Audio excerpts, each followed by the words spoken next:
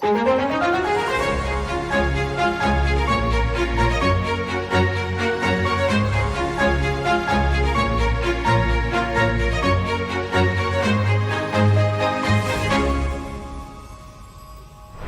vaxtınız xeyir, dəyərli Dost TV izləyiciləri, xidmətinizdə ilk veriliş olaraq bugün də görüşünüzə gəlmişik. Bugünkü görüşümüzdə sizə Dövlət Məşğulluq Agentliyinin Bakı Regional Məşğulluq Filialının fəaliyyəti ilə bağlı məlumat verəcəyik. Gözünüz bizdə olsun.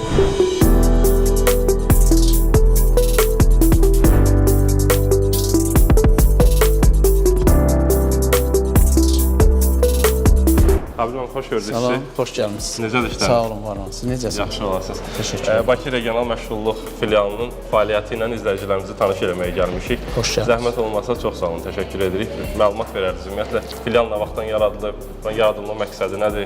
Bakı Regional Məşğulluq Filialı 15 mart 2022-ci ildən fəaliyyətə başlayıb. Bu, Bakı şəhərində 12 inzibati rayon və 59 qəsəbələrdən ibarət ərazini əhatə edir. Biz Bakı şəhərində yaşayan bütün vətəndaşlarımıza xidmət edirik. 15 yaşı tamam olan və 15 yaşından yuxarı əmək qabiliyyəti istənilən vətəndaşlarımız bizə müraciət edə bilər. Kifayət qədər böyük bir kontingentə xidmət göstərirsiniz və bilirəm ki, bu həm də məsuliyyətli bir işdir.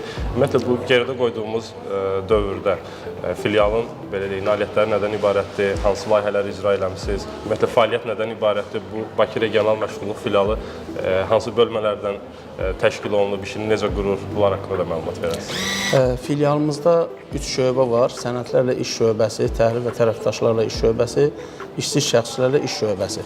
Biz bu şöbələrlə bərabər vətəndaşlarımıza aktiv məşğulluq tədbirlərinin icrasında vətəndaşlarımıza xidmət göstəririk. Eyni zamanda pasiv məşğulluq tədbirlərimiz də var. Bu layihə çərçivəsində agentliyimizin fəaliyyət istiqaməti yönündə biz əmək yarmarkaları, dəyirmi masalar, peşə yönü məsləhət xidmətləri həm orta məktəblərdə, həm vətəndaşlarımıza yönəlik. Eyni zamanda üzrü məşğulluq tədbirlərimizi həyata keçiririk.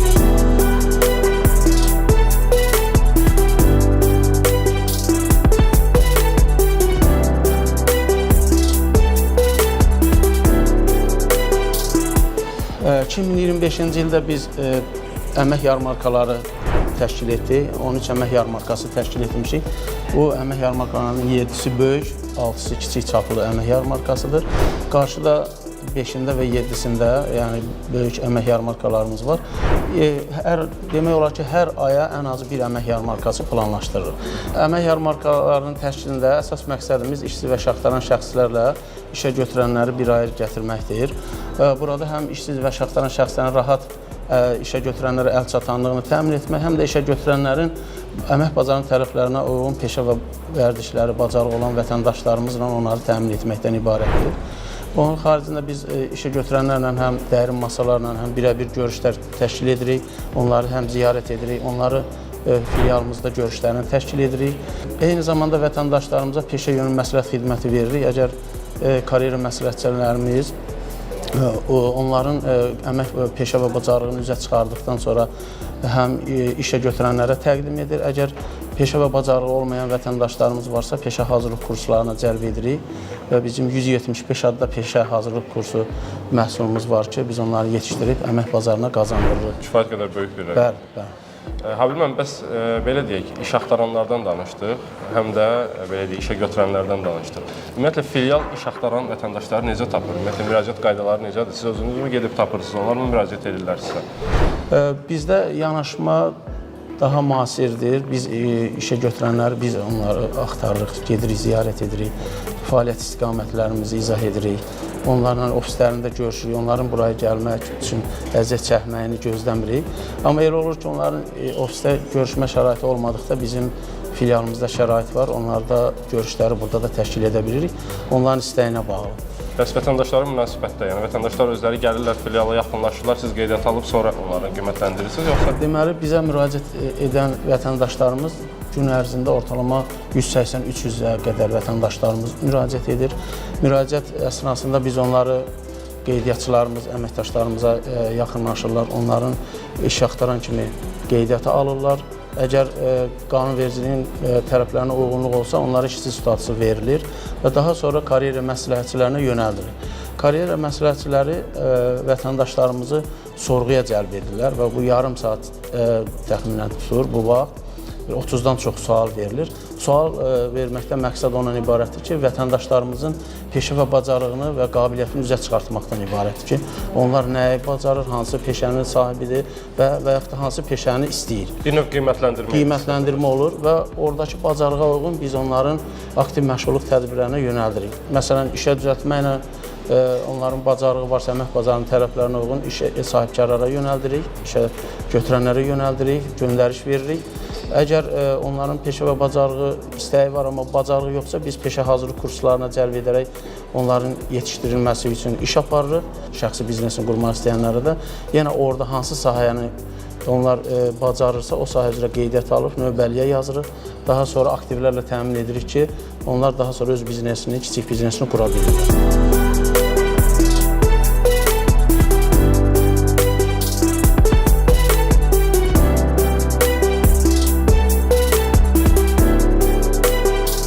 Günel xanım, nə ilə bağlı müraciət eləmişdiniz?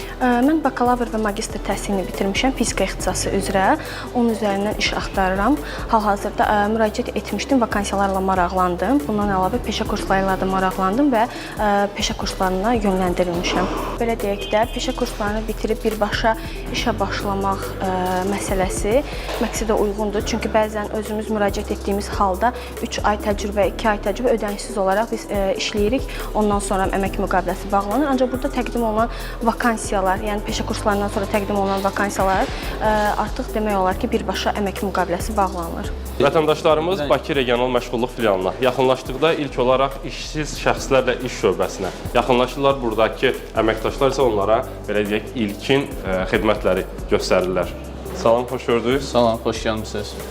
Çox sağ olun. Sadıq müəllim, ümumiyyətlə vətəndaşlara, belə deyək, müraciət edən vətəndaşlara, işsiz şəxslərə ilkin olaraq siz xidmət göstərirsiniz. Bəli, ilkin qeydiyyat zamanı biz xidmət göstəririk. İlkin olaraq vətəndaş bizim filiala işlə təmin olmaq məqsədi ilə yaxınlaşır. Yaxınlaşdıqda deməli, vətəndaşın müraciəti barədə məlumat alınır və ön qeydiyyat masasında məlumat alınır və daha sonra vətəndaş qəbulu alt sistemində vətəndaşın müraciəti ilə bağlı hansı aktiv məşğulluq tədbiri ilə bağlı müraciət edirsə, o ilə bağlı növbə verilir. Vətəndaşa verilən növbə müvafiq olaraq hansı masaya uyğun olarsa, həmin masaya yaxınlaşır və həmin masada əyləşən karyera məsləhətçi vətəndaşa xidmət göstərir. Göstərilən xidmətlərimiz isə bir neçə aktiv məşğulluq tədbirlərindən ibarətdir. Həmin aktiv məşğulluq tədbirlərinə yazılmaq üçün ilkin olaraq vətəndaş əgər qanunavizə hər hansısa bir proses yoxdursa, ilkin olaraq iş axtaran və işsiz statusu verilir.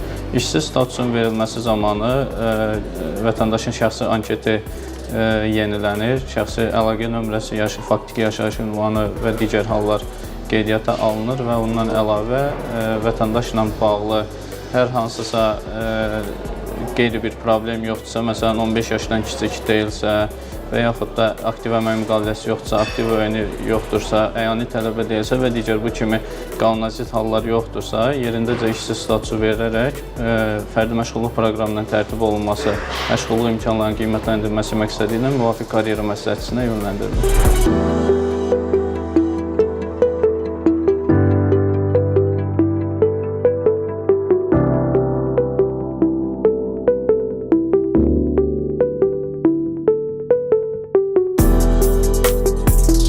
Ali təhsilliyəm, hal-hazırda işsizəm, təhsilimə və peşəmə uyğun olaraq işlə bağlı müraciət eləmişdim müvafiq orqana, məni yönləndirsinlər.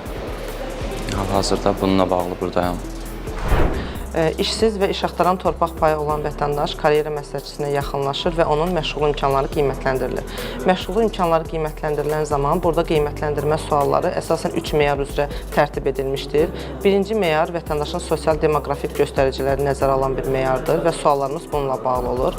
İkinci meyar vətəndaşın əmək bazarına təqdim etdiyi bacarıqları və biliklərin ilə bağlı suallardır. Üçüncü meyar isə vətəndaşın əmək bazarındakı gözləntiləri nəzərə alınır və bununla bağlı olan suallar vətəndaşa ünvanlanır və ümumiyyətlə vətəndaş bura müraciət edən zaman ilk öncə biz onun tələbatının müəyyən edilməsi ilə başlayırıq, daha sonra isə məşğulluq imkanlarını qiymətləndiririk və bu verdiyimiz suallar, məşğul imkanların qiymətləndirilməsi ortalama 30-40 arası suallardan ibarət olur. Alt suallarla birlikdə maksimum 40 suala yaxın olur və vətəndaşa suallar ünvanlandıqdan sonra vətəndaş sualları cavablandırılır. Məşğul imkanların təsdiqlənməsi üçün vətəndaşın elektron kabinetinə göndərilir və vətəndaş sima proqramından qeydiyyatdan keçərək öz elektron kabinetində öz məşğul imkanlarını təsdiq edir. Təsdiq etdikdən sonra isə məşğul imkanların qiymətləndirilməsi əsasında sistem avtomatik qaydada fərdi məşğulluq proqramı tərtib edir vətəndaş üçün və fərdi məşğulluq proqramı bizim vətəndaşla görəcəyimiz işlər barəsində olan bir aktiv məşğulluq tədbirlərini özündə əks etdirən bir proqramdır. Fərdi məşğulluq proqramının hansı aktiv məşğulluq tədbirləri daxildir, onlar haqqında məlumat verək. İlk öncə vətəndaşa peşə yönlü məsləhət xidmətidir. Yəni burada vətəndaşın biz tələbatını müəyyənləşdiririk, onunla peşə yönlü məsləhət xidməti ilə bağlı suallar veririk və onun verdiyi suallar əsasında biz vətəndaşla məşğulluq orqanı olaraq hansı xidmətləri göstərəcək, onları müəyyənləşdiririk. Daha sonra bu fərdi məşğulluq proqramında işə düzəltmə fəaliyyəti olur. Yəni vətəndaş bizə müraciət edən zaman hansı istiqamətlərdə iş axtarırsa, vakansiya bankından biz vətəndaşa uyğun iş yerlərini axtarış veririk və aktiv olan vakansiyalara vətəndaşı yönləndirmə edirik. Və vakansiyalar üzrə 5 iş günü müddətində işə götürən vətəndaşı işə götürüb götürməməsi barəsində qərarı qəbul edir və yenə elektron kabinetdə biz bu qərarı görə bilirik. Vətəndaşın heç bir ixtisasi peşəsi yoxdursa, biz onun əmək bazarına inteqrasiya edilməsi üçün onu peşə kurslarına cəlb olunmasına bağlı dəstək göstəririk və vətəndaş müraciət edən zaman hansı aktiv kurslar mövcuddursa, həmin kurslar barəsində vətəndaşa məlumat verilir. Ona hansı kurslar uyğundur, əmək bazarında hansı kurslara, hansı peşələrə tələbat varsa, bu tələbat barəsində vətəndaş məlumatlandırılır. Daha sonra vətəndaşın istəyi üzrə vətəndaşa peşə istiqamətində biz ixtisas seçimi edirik. Yox, əgər vətəndaş peşə kurslarını istəmirsə, hansısa bir sahə üzrə biliyi, bacarığı konkret varsa və həmin sahədə vətəndaş biznes qurmaq istəyirsə, biz həmin vətəndaşın növbəlliyə daxil edirik, özünün məşğulluq proqramı üzrə müraciətini qeydə alırıq. Aygül xanım, belə bir sualım var. Əgər sizə müraciət edən vətəndaş artıq belə deyək, müəyyən bir əmək stajına malikdirsə və ixtisaslı kadrdırsa, o da mı peşə kurslarına cəlb olunur? Bu vətəndaşın istəyinə bağlı olan bir prosesdir. Əgər özünü təkmilləşdirmək istəyirsə, məsələn, bir mühasibdir vətəndaş və onun ehtiyacı yoxdur mühasibatlıq sayəsində kurslara, amma özünü dil kurslarına gedib təkmilləşdirmək istəyir, dil bacarıqlarını, xarici dil biliklərini. O zaman vətəndaşın əgər aktivdirsə, xarici dil kurslarına qeydiyyatını aparmağımız mümkündür. Bundan əlavə, biz ixtisaslı kadrların əsasən iş axtarışı istiqamətində iş aparırıq. Onların əgər CV-si yoxdursa, CV hazırlamağına dəstək göstəririk. CV-nin çünki cəlbedici olmağı həmin o ixtisaslı kadrın işə qəbul şansını artırır. Ona görə də əsasən CV hazırlamağına dəstək göstəririk və həmçinin əmək yarmarkaları təşkil olunursa, həmin vətəndaşın işsiz şəxsin biz əmək yarmarkalarına yönləndirilməsinə dəstək göstəririk. Əmək yarmarkalarında iştirak həmin ixtisaslı kadra bir neçə üstünlüklər verir. Yəni orada müəssisə ilə birbaşa kontaktda olmaq şansı yaranır və öz CV-sini şirkətə birbaşa yönləndirir. Həmçinin şirkət müsahibələr dəvət edir. Bəzən onları elə əmək yarmarkasındaca müsahibədən keçirə bilir. Müəyyən uyğunluğunu, vakansiya uyğunluğunu ilkin olaraq bildirə bilir vətəndaşa.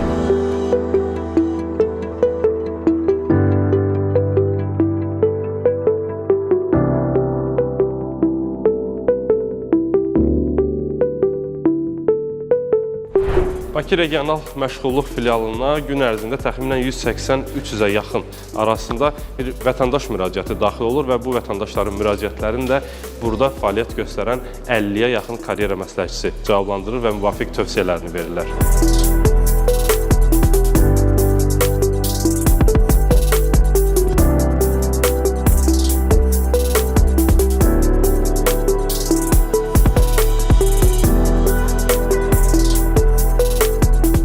Ümumiyyətlə, belə deyək də, əmək yarmarkalarında biz bayaq danışdıq, vətəndaşlara ən çox maraqlandıran sahələrdən biri də peşələrdir ki, orada hansı peşələr üzrə, hansı vakansiyalar təqdim olunacaq. Ümumiyyətlə, bunlar necə seçilir, necə müəyyən edirsiniz ki, məsələn, biz bu regionda, bu ərazidə yarmarka keçiririk və burada məhz bu peşələrə ehtiyac var. Bu barədə biraz məlumat verin. Biz əmək yarmarkasını təşkil edərkən Bakının müxtəlif istiqamətlərində, rayonlarında keçirik. Demək olar ki, İnzibati rayonlarının hər birində təşkil edirik.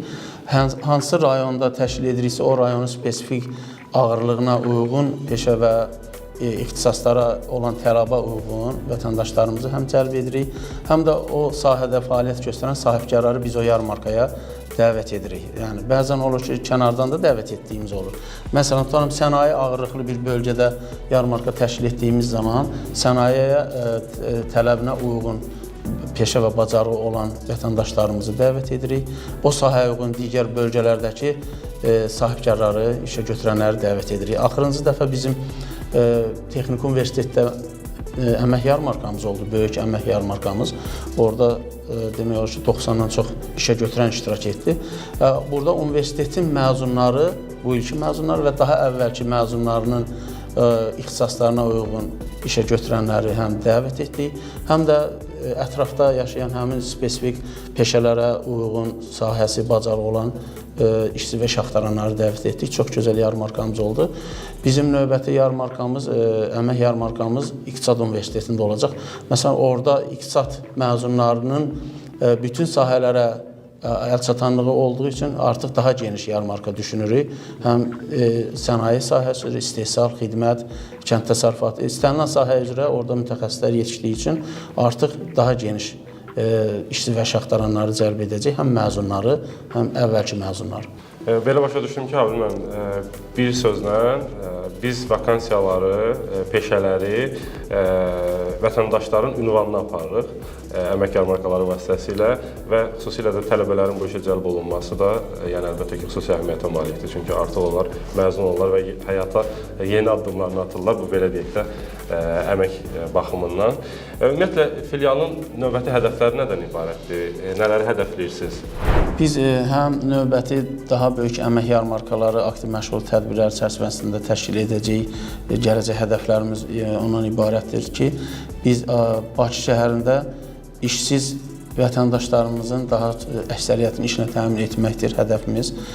Düzdür, əksəriyyətini təmin etmək bəzən mümkün olmur. Həm işsiz və şaxtaranlar özünün istəyinə uyğun bəzən iş olmur, bəzən o artıq özü istəyə uyğun işsizlik sayılır. Amma biz çalışırıq ki, maksimum dərəcədə onların tələblərinə uyğun həm işə götürənlərin vakansiyalarını onlara təqdim edək, həm də işsiz və şaxtaran vətəndaşlarımızı əmək bazarının tələblərinə uyğun yetişdirərək işə götürənlərin tələbini qarşılamaq və bununla da bağlı peşə hazırlıq kurslarımızı daha da aktivləşdirməyi düşünürük. Bu il ərzində, yəni 2025-ci ildə biz 1000-dən çox vətəndaşımızı peşə hazırlıq kursuna cəlb etmişik. 4200-dən çox hansı ki, vətəndaşlarımıza peşə yönümlü məsləhət xidməti vermişik.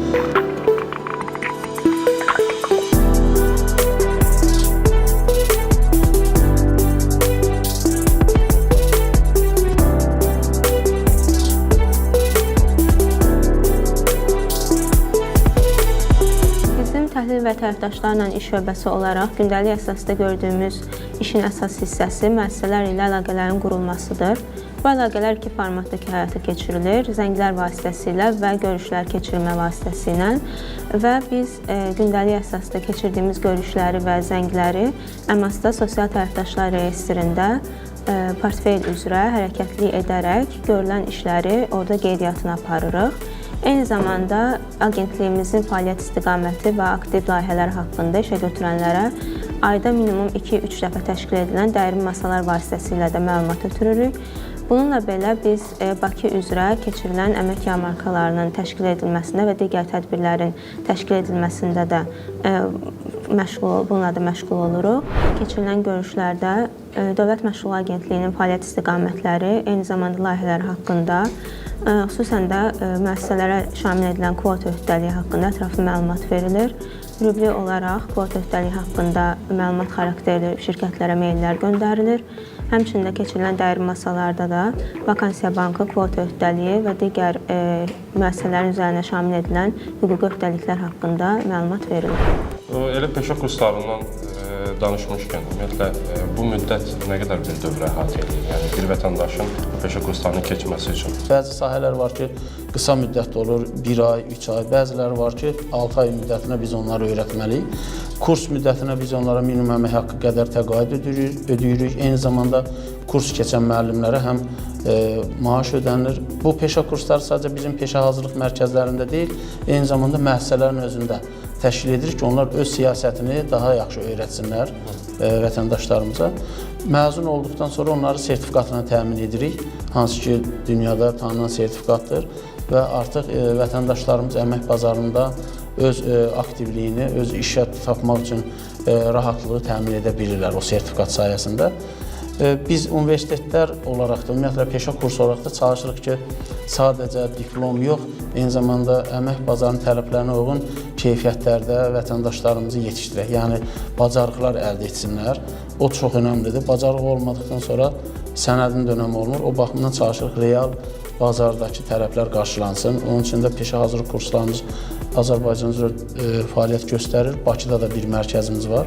O da bizlə aktiv şəkildə fəaliyyətimizi davam etdiririk, yəni paralel şəkildə.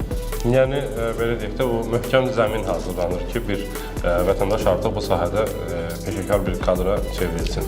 Bəs o peşə kurslarında hazırlığı keçən mütəxəssislər ki var, onların peşəkarlığı mütəmadi artırılırmı, ümumiyyətlə beynəlxalq təcrübəyə əsaslanırlarmı onlar?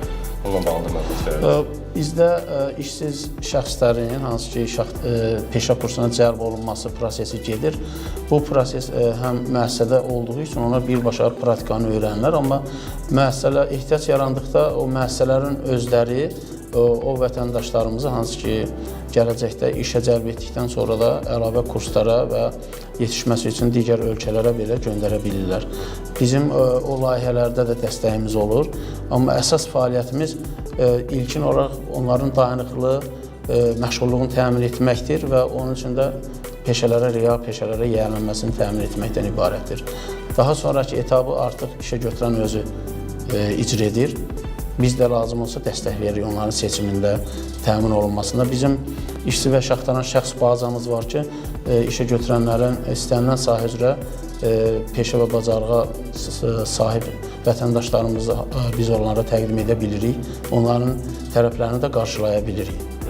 Son olaraq bir sual da verim. Harbiden belə söhbətin əsasında bu sual ağlıma gəldi ki, biz bilirik ki, artıq dünyada bu peşələrlə bağlı yer dəyişmələr çox sürətlə davam edir və müəyyən peşələr var ki, artıq öz aktuallığını itirir və yeni peşələr yaranır və onlara tələbat yaranır.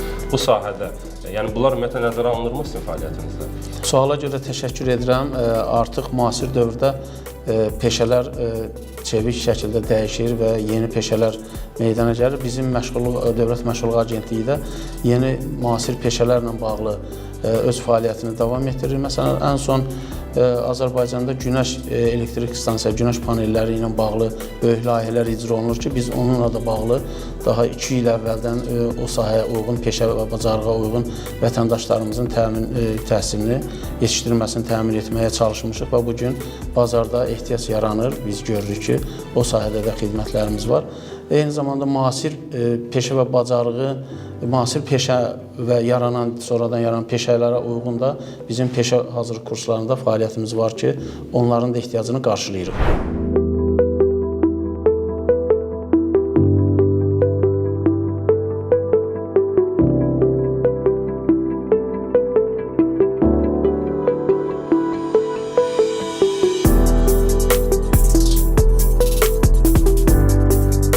Bax belə, xidmətinizdəki veriliş olaraq bu dəfə də sizə maraqlı məlumatlar ötürməyə çalışdıq. Dövlət Məşğulluq Agentliyinin Bakı Regional Məşğulluq Filialının fəaliyyəti ilə sizi tanış etdik. Burada göstərilən xidmətlər haqqında məlumat verdik. Bizi izləməyə davam edin. Sağ olun.